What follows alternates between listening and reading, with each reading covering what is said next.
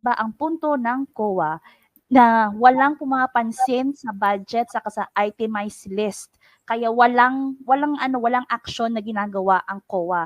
Meron po tayong magagawa. Alam niyo po ba na 79 million ang hindi na-remit ng Congress in regards with their personnel benefits?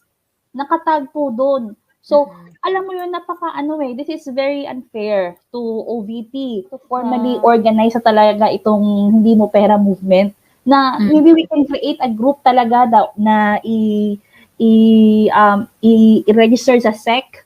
Then we can also create mga siguro monthly tayo mag-meeting about certain topic. Halimbawa, ang gusto ko po sanang i-point out kasi itong sa second na hearing, hindi nila tinouch ang confidential funds. And I know why. Kasi po, simula po ng first hearing, kasi paki-scroll up po naman bilis kasi may mga numbers yung mga nag-petition. Marami na po kaming sumusulat sa COA na hindi lang po siguro ako. Kasi ako, so far, ang dami ko ng sinulatan, not just COA, OP, OVP, Congress, pati si Civil Service, na kino-call out ko na mali yung ginawa ng COA in releasing notice of disallowance ng OVP. Yes, correct. Miski isa ang nag-open ng confidential funds even if the auditor ng confidential funds is there. Hindi nyo po nahalata. Kasi they were caught. Kumbaga marami na nakakuha na sila ng information na people are questioning. So what I'm trying to say po sa mga nanonood po ngayon, 2,000 po tayo rito. We can do something. Hindi po tayo helpless. Kaya nga po gusto ko po sana ipakita itong isa sa mga letters na sinulat sa amin ng COA. Kasi hindi lang po yung isa. Marami na po ang sumusulat sa COA asking for the itemized budget or expenses. Yes. Oh, this is a good good action ha. Ayan. Opo. Pero tingnan niyo po ang list of amounts paid to and expenses incurred for each senator and member of House of Representatives be uploaded in the Commission's official website. Kasi guys, di ba pagka tinutuntahan natin ng COA, ang available lang 2021. Tama. Pero tingnan nyo po, hindi daw po pwede nilang unless na magbayad kami. Ang sa pangalawang page, pwede nyo pong mabasa po. Ito, anong paragraph yun? Sa pangalawang page po, after po nung in-explain nila, na na although kailangan nilang i-upload yon.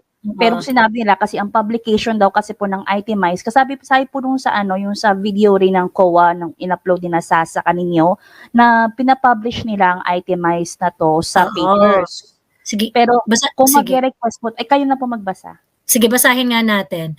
While it may be true that uploading the list in the official website would grant the public easier access to information, the same would not be compliant with the requirements contained in the above stated provision as the rule on publication pertains to printed materials, specifically a newspaper of general circulation. Should you consider requesting for the official copy of the itemized list of amounts paid to, this cluster may furnish a copy of the same provided that there is compliance with the procedure under COA Circular 2013-006. Among others, the following. Procedures to observe by requesting party. Any person who wishes to obtain any document, record, report, or other information shall by himself or through his authorized representative or by mail file a request using the prescribed RF. The RF shall be accomplished by providing all the information required in Part A thereof, including the manner which the requested documents were requesting parties unable because of illiteracy make a written request form this behalf. In both cases, shall be subscribed and sworn to before. Grabe naman tong The requesting party or sa authorized representative shall establish his identity. Okay, kailangan may ID. Okay, so parang ito yung requirement nila pag magre-request ka. Official copy. So, ito raw, kailangan mag-fill up ka ng request form. Tapos yung request form, subscribed and sworn. Tapos kailangan meron kang valid ID. The requesting party or his representative shall pay for the following prescribed fee. 5 pesos per page for hard copy. 20 pesos per report for electronic copy of annual audit report, special audit report, etc. 1 peso per page authentication fee. Cost of mailing by private courier or registered mail as determined. Grabe, sobrang silang magpahirap, ano? Pero why don't we fund this? Yun nga po sana. Kasi I think it is time. Kasi kung ginagawa nila, di ba? Total, ito po yung sinimulan ninyo, Ate Joey, na hindi na pera po. Kailangan po natin tong report na to. Kaso nga lang, hindi rin naman po kami po nasa labas. Mahirap po kami gumawa nito kasi wala kami dyan. Di po ba? Tapos ito po kasi 2020 pa. So ilang years na yung walang ganitong klaseng publication. No one will know what's happening there. The only time na malalaman natin kung meron man silang tinatago is for us to see the freaking report. Yun lang po. Tapos pangalawa po, pasensya po, ay dadagdag ko lang. Kaya ko po to pinupursiging ipakita sa inyo kasi po gusto ko pong sabihin na it can work. We can voice out. Kaya nga po sana, inaanyayahan ko po kayong lahat na pupunta po rito sa link ng Citizen Desk ng COA na we can request more. Kasi kung nakita mo ito, ang sagot po ito is consolidated response kasi marami na po kaming humihingi. At yung mga tickets namin are multiple. Kumbaga hindi lang po isa, siguro mga 4 or 5. 2,000 po tayo rito ngayon na nanonood. Ang madali lang po maglagay ng ticket. Ang ticket po niya nito is para i-address nyo po sa Congress, saka sa Senate, na hinihingi natin ito. Kasi di ba ang punto ng COA na walang pumapansin sa budget saka sa itemized list. Kaya walang action na ginagawa ang COA. Meron po tayong magagawa. Kung ngayon po, kung may time po kayo, pwede po tayo maglagay ng ticket dyan. Ayan. Maganda, they should also, I'll process a request and then I will tell them I'm willing to pay. Yes. I'll process a request and then I'll tell them I'm willing to pay. It will take you a few, siguro mga 1 week or 2 before ka ma-respond dan, just in case I'm letting you know. Sana po yung iba po mag-respond, mag-take action. Well, yung pressuring them that we are concerned about this, send message to COA, 'di ba? How much po? Sige, tatanungin ko muna kung magkano, tapos i-reveal ko sa inyo kung magkano.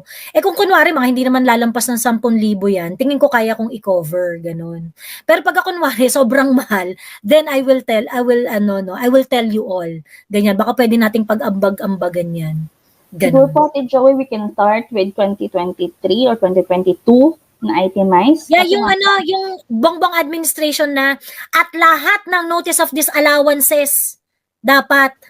Yun po. At kung pupunta po kayo ng COA sa recommendations and ng COA sa legislative 2022-2021, alam niyo po ba na 79 million ang hindi na-remit ng Congress in regards with their personnel benefits?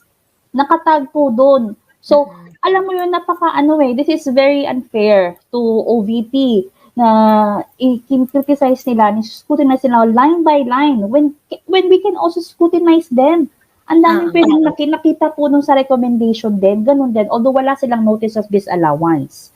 Pero nakita doon na meron silang mga ganyang klase kasi sinabi rin diba kay BP Inday na may mga hindi na-remit sa GSIS, yung mga ganun. They also have that, for God's sakes.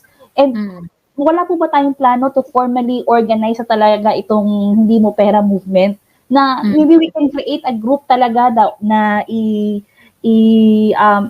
i-register sa SEC. Then we can also create mga siguro monthly tayo mag-meeting about certain topic. Halimbawa, congressman na si Adjong, ito ang budget niya. Pag-usapan natin. So we can correct. Alam mo, maganda 'yan. So we can focus on we can put more pressure and really, when this congressman would act like, they own the place, 'di ba? Kailangan pag-initan rin natin yung mga yan sa yung parang you cannot just act as if parang napaka-noble mo, honorable kayo, pero kayo hindi naman kayo nagre-release ng mga expenditures ninyo. 'Di ba? Kung po pwede po tayo mag-organize, gano'n Ate Joy, pag-isipan nyo po, tapos mag-ano tayo, Zoom meeting, tapos mag-flash tayo, maglagay tayo ng mga gandang slides, katulad nila. One will sponsor a budget. O, ano tayo, mag-assignment tayo ng isa-isa. O ito, ako mag-present ng budget na ni Congressman Adjong. Ito ang mga in-expend niya. So, i-present ko yon, tapos i-criticize natin. Hindi lang sila ang pwedeng mag-scrutinize. We can do It's time this. to criticize. It's time to check the checker.